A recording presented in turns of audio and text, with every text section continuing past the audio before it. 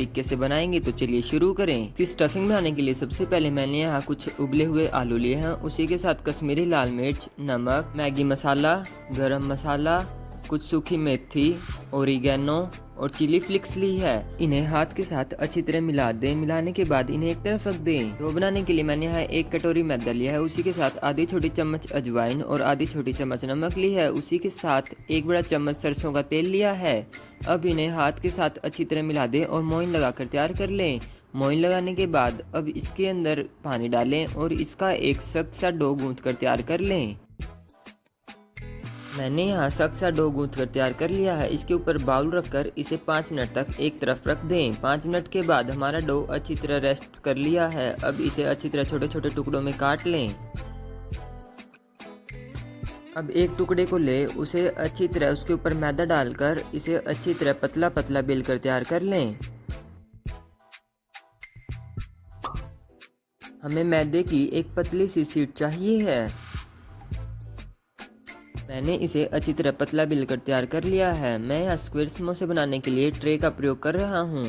Tray में समोसे बनाने से पहले इसकी जो एक्स्ट्रा किनारी है उन्हें चाकू के साथ काट कर अलग कर दें।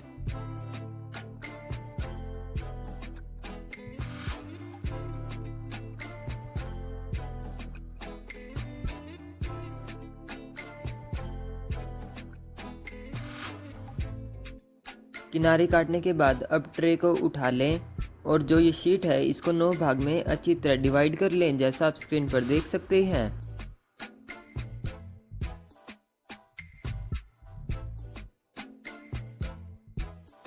आप चेक कर सकते हैं मैंने जो शीट है वो कितनी पतली बेल कर तैयार कर ली है।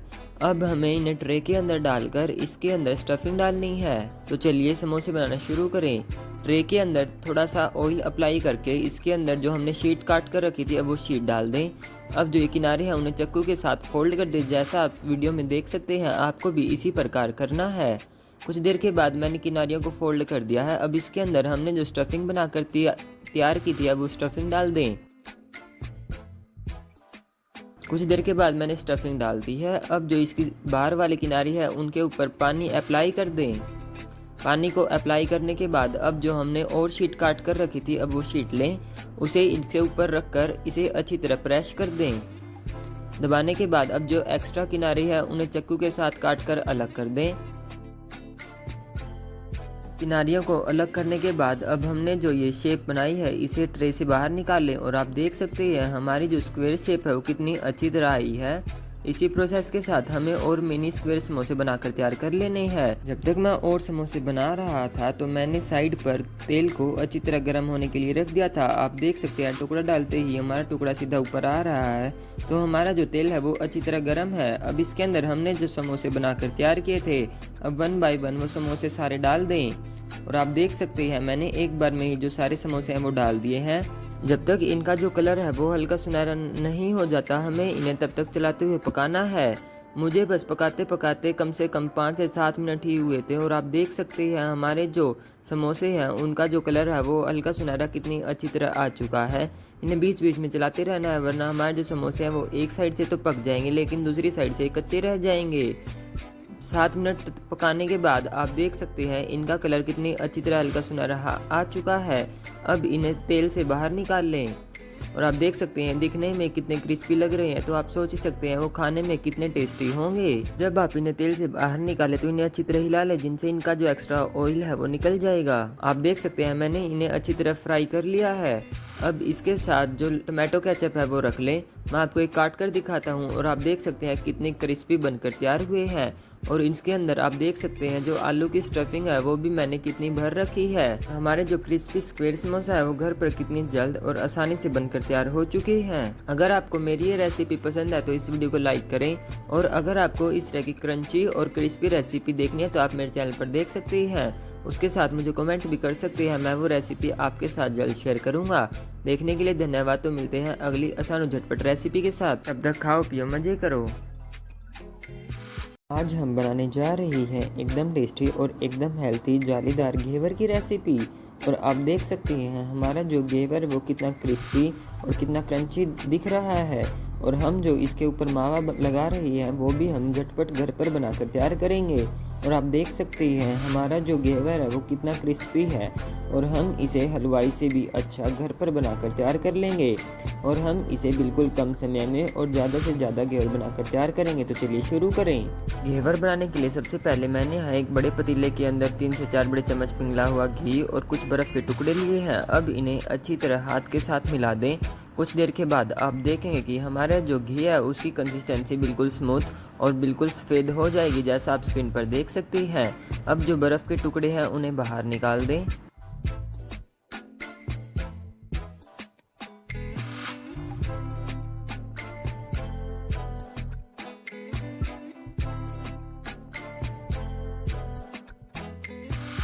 फिर इसके अंदर 1 कटोरी मैदा डालें, उसी के साथ 2 से 3 बड़े चम्मच बेसन डालें। अब इन सभी चीज़ों को अच्छी तरह मिला दें, जिससे हमारा ये एक क्रम्बल सा डो तैयार हो जाएगा, जैसा आप देख सकते हैं।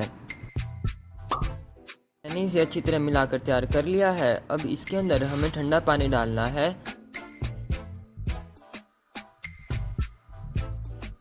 पानी डालने के बाद अब इसे हाथ के साथ बिल्कुल अच्छी तरह मिला दें, जिस कारण इसके अंदर कोई लम्स न रहे। अगर आपके हाथ के साथ ये न मिले तो इसे ग्राइंडिंग जार में डाल दें, जिससे ये अच्छी तरह घुल जाएगा और एक स्मूथ सा पेस्ट बनकर तैयार हो जाएगा। कुछ देर के बाद उसी बाउल के ऊपर एक छलनी रखकर उसके अंदर हमने जो बैटर ग्राइंडिंग जार में डाला था अब वो डालें। और आप देख सकते हैं इसकी कंसिस्टेंसी पहले से कितनी स्मूथ हो चुकी है। डालने के बाद आप कंसिस्टेंसी चेक कर लें, और आपको ज़्यादा कंसिस्टेंसी गाढ़ी लगे तो आप इसके अंदर पानी डालकर इसकी कंसिस्टेंसी को एडजस्ट भी कर सकते हैं। मुझे ये गाढ़ी लग रही थी तो मैंने इसके अंदर आधा गिलास पानी डालकर अच्छी तरह मिला दिया है। मैंने यहाँ ठंडे पानी का प्रयोग किया है और आप देख सकते हैं इसकी कंसिस्टेंसी कितनी स्मूथ बनकर तैयार हुई है। अगर आप ऐसी लाइन खींचे तो लाइन मिलनी नहीं चाहिए। हमारी कंसिस्टेंसी बिल्कुल एकदम सही है। अब इसे फ्रिज में रख दें। तो चलिए इंस्टेंट मावा बनाना शुरू करें। ग्राइंडिंग जार के अंदर 1 कटोरी मिल्क पाउडर, 1 कटोरी चीनी और आधा गिलास दूध डालकर अच्छी तरह ग्राइंड कर लें। ग्राइंड करने के बाद गैस के ऊपर एक पैन रखकर उसके अंदर 2 बड़े चम्मच घी डालें। घी पिघलने के बाद हमने जो बैटर बनाकर तैयार किया था अब वो डालें। मिल्क पाउडर का बैटर डालने के बाद अब इसे अच्छी तरह चलाते हुए तब तक पकाएं जब तक हमारी जो मिश्रण की कंसिस्टेंसी है वो गाढ़ी न हो जाए।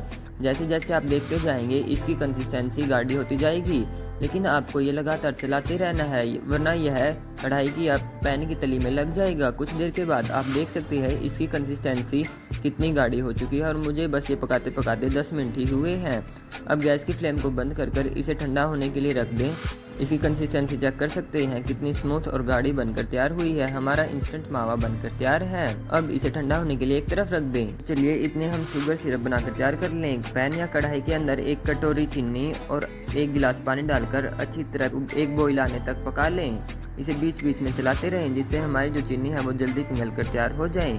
कुछ देर के बाद आप देख सकते हैं इसके अंदर अच्छी तरह उबाल आ चुका है। अब जो गैस की फ्लेम है उसको बंद कर दें। इसके ऊपर जाली लगाकर इसे ठंडा होने के लिए एक तरफ रख दें। हम ये घेवर बनाना शुरू करें। गैस के ऊपर एक पतीला रख लें। पतीले के अंदर मैंने यहाँ देसी घी का प्रयोग किया है। मैंने इसके अंदर आधी किलो देसी घी डाला है। घी अच्छी तरह पिघल चुका है और ये गर्म हो चुका है।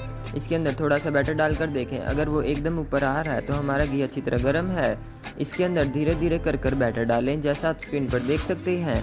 जब हम एक बार बैटर डालें, जब वो अच्छी तरह शांत हो जाए उसके अंदर फिर से बैटर डालें। ऐसे ड्रॉप वाइज ड्रॉप हमें बहुत सी जाली बनाकर इसके अंदर तैयार कर लेनी है।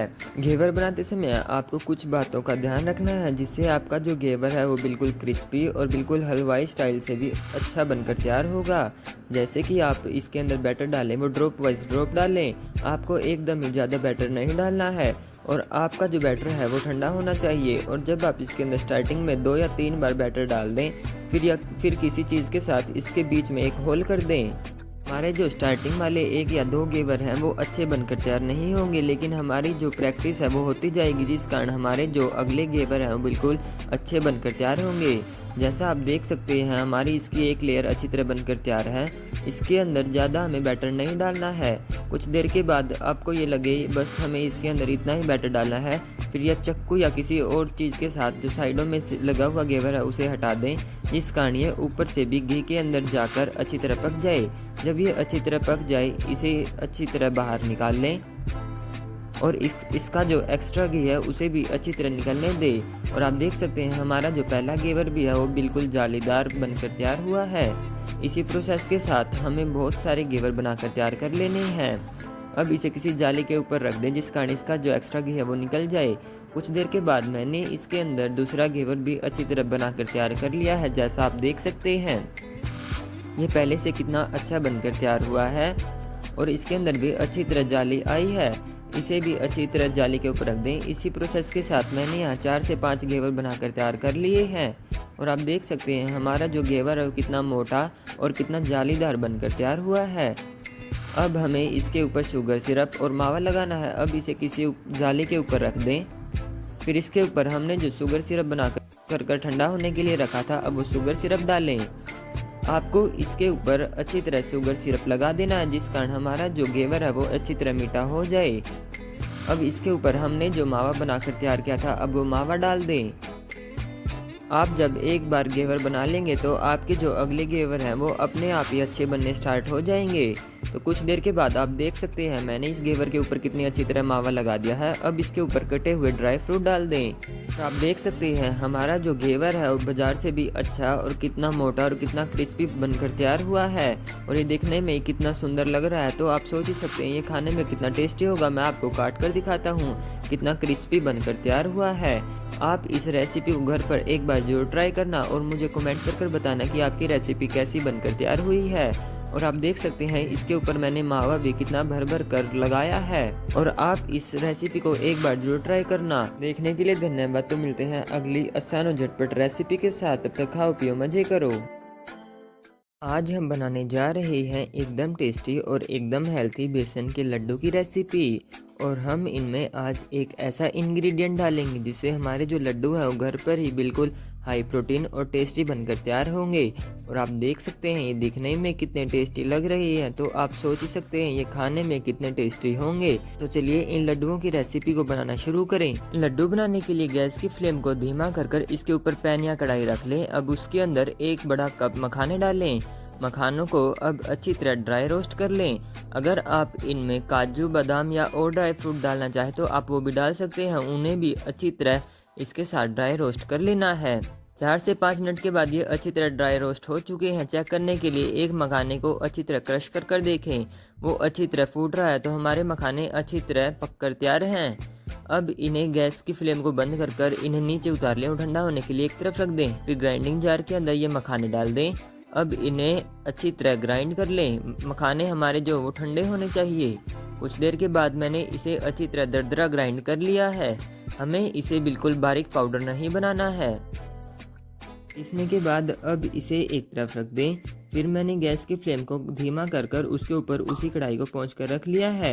अब इसके अंदर आधा कटोरी घी डालें। घी की मात्रा हमें आधा ही कटोरी रखनी है। अब इसे अच्छी तरह पिघलने और गर्म होने के लिए छोड़ दें। 1 मिनट के बाद ये अच्छी तरह गर्म हो चुका है। अब इसके अंदर 1 कटोरी बेसन डालें। जितना हमें बेसन लेना है उसका हाफ हमें इसके अंदर घी का प्रयोग करना है। अब घी को बेसन के अंदर अच्छी तरह मिला दें। जैसा आप देख सकते हैं हमारा घी और बेसन वो दोनों कितनी अच्छी तरह मिल रहा है। इसके अंदर कोई भी गुठली नहीं रहनी चाहिए। हमें इसे बिल्कुल अच्छी तरह चलाते हुए गैस की फ्लेम को ना ही तो ज़्यादा धीमा रखना है और ना ही ज़्यादा फुल करना है। हमें इसे लगातार चलाते ही रहना है, वरना हमारा जो बेसन है वो नीचे लगकर जल जाएगा। हमें इसे तब तक भूनना है जब तक हमारा जो बेसन है वो डार्क ब्राउन ना हो जाए। हमें इसे लगातार चलाते ही रहना है। तो कुछ देर के बाद आप देखेंगे कि जो घी है वो अच्छी तरह बेसन को छोड़ रहा है। इसे हमें लगातार चलाते ही रहना है। गैस की फ्लेम को मैंने आपको पहले बताया ना ही ज़्यादा धीमा रखना है और ना ही ज़्यादा फुल करना है। मुझे इसे पकाते पकाते 5 से 6 मिनट हो चुके हैं और आप देखेंगे कि अच्छी तरह बेसन डार्क ब्राउन हो चुका है। हमें बस इसे इतना ही पकाना है। गैस की फ्लेम को बंद कर इसे ठंडा होने के लिए एक तरफ रख दें। फिर एक थाली लें। थाली के अंदर हमने जो बेसन भून कर रखा था अब वो बेसन डाल दें। आप इसे कम से कम 10 या 15 दिन तक स्टोर भी कर सकते हैं। कुछ देर के बाद मैंने सारा जो बेसन है वो डाल दिया है। अब इस बेसन को अच्छी तरह थाली के अंदर फैला दें जिससे हमारा जो बेसन है वो ठंडा हो जाए। हमें इस बेसन को ज़्यादा ठंडा नहीं करना है। हमें इस बेसन को उतना गर्म रखना है जितना हम इसे हाथ में लेकर उसके लड्डू बना सकें। 2 मिनट के बाद ये अच्छी तरह ठंडा हो चुका है और आप देख सकते हैं इसकी जो कंसिस्टेंसी है वो अभी तक थोड़ी गाढ़ी है। अब इसके अंदर हमने जो मखाने पीस कर रखे थे, अब वो मखाने का पाउडर डाल दें। मखाने का पाउडर डालने के बाद अब इस पाउडर को बेसन के अंदर अच्छी तरह मिला दें। मैं तो यहाँ इसे स्पैचुला के साथ मिला रहा हूँ, आप अपनी मर्जी के अनुसार इसे हाथ या किसी चम्मच के साथ मिला सकते हैं और आप देख सकते हैं कितनी अच्छी तरह मिल रहा है। कुछ देर के बाद मैंने इसे अच्छी तरह मिला दिया है। अब मैंने इसके अंदर जो पिसी हुई चीनी है उसका प्रयोग किया है। आप इसके अंदर जो आपका मन चाहे वो डाल सकते हैं। अब इसे हाथ के साथ अच्छी तरह मिला दें। हाथ के साथ ये तीनों चीज़ों को अच्छी तरह मिला दें, क्योंकि हाथ के साथ ये अच्छी तरह मिल जाएगी। कुछ देर के बाद मुझे इसके अंदर थोड़ी चीनी कम लग रही थी, तो मैंने इसके अंदर सारी चीनी डाल दी है। मैंने यहाँ टोटल 1 कप चीनी का प्रयोग किया है। मैंने चीनी को ग्राइंडिंग जार के अंदर डालकर उसे अच्छी तरह दरदरा पीसकर एक बार छलनी से छान लिया था। मैंने इसके अंदर उस चीनी का प्रयोग किया है। मुझे इसे मिलाते मिलाते 3 से 4 मिनट हो चुके हैं और ये अब अच्छी तरह कंबाइन भी हो रहा है। तो अब हमारा जो मिश्रण है, अब हम उसके लड्डू बना सकते हैं। थोड़ा मिश्रण हाथ में लेकर उसे अच्छी तरह गोल गोल कंबाइन करते रहें, जैसा आप स्क्रीन पर देख सकते हैं। कुछ देर के बाद आप देखेंगे कि जो लड्डू है वो कितना इजीली बनकर तैयार हो जाएगा। मैंने यहाँ एक लड्डू को कितनी अच्छी तरह बनाकर तैयार कर लिया है। इसी प्रोसेस के साथ आपको और लड्डू भी घर पर बनाकर तैयार कर लेने हैं। और हमारे जो एकदम टेस्टी और एकदम हेल्थी मखाने के लड्डू की रेसिपी है, घर पर कितनी जल्द और आसानी से बनकर तैयार हो चुकी है। और हमारा जो सीक्रेट इंग्रेडिएंट है वो मैंने इसमें मखाने का प्रयोग किया है। और आप देख सकते हैं मैंने इसे केवल घर पर रखी हुई 4 चीज़ों से इजीली हेल्थी टेस्टी बनाकर तैयार कर लिए हैं। ये देख सकते हैं देखने में कितने टेस्टी लग रहे हैं, तो आप सोच ही सकते हैं खाने में कितने टेस्टी होंगे। मैं आपको एक तोड़कर दिखाता हूँ और आप देख सकते हैं कितना सॉफ्ट बनकर तैयार हुआ है। एक बारी इस मखाने बेसन के लड्डू की रेसिपी को घर पर जरूर ट्राई करना और मुझे कमेंट कर बताना कि आपकी रेसिपी कैसी बनकर तैयार हुई है। और अगर आपको इस तरह की आसान और झटपट रेसिपी देखनी है तो आप मेरे चैनल पर देख सकते हैं। उसके साथ मुझे कमेंट भी कर सकते हैं, मैं वो रेसिपी आपके साथ जल्द शेयर करूंगा। देखने के लिए धन्यवाद। मिलते हैं अगली आसान और झटपट रेसिपी के साथ।